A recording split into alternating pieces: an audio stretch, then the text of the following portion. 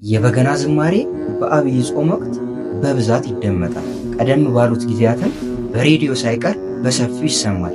ታዲያ ዝማሬውም አገልግሎቱም በአብይ ጾም ብቻ ሳይገደብ ዘወትር ልናመሰግንበት ይገባል። በገና ከልጅነታችን ጀምሮ ብንማረውና ብንደረድር ብዙ በረከትን እናገኝበታለን። ተማሪዎቼ ከሆኑ ከህፃናቱ አንደበት ስለ በገና ጥቂት ላሰማል። ኢሳታውደኔ ቤታሊ ይባል ስሜ ዮርዳኖስ ሰለሞን ይባላል። እድሜ 8 እድሜ 11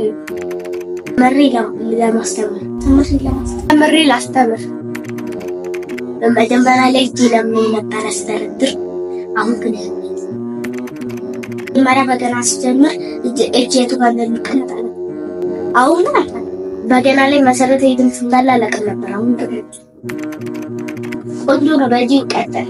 አሪፍ ነው። ቆንጆ ነው። በዚህ ቀጥል። ደስታ መንፈሴ ይረጋጋል።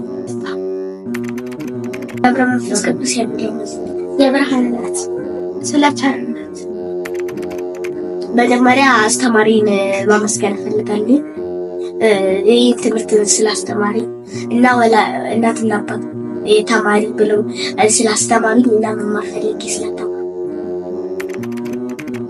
ሌሎች ሰዎች ተማሩ፣ አገልግሉ፣ በረከት ይፈጥሩ።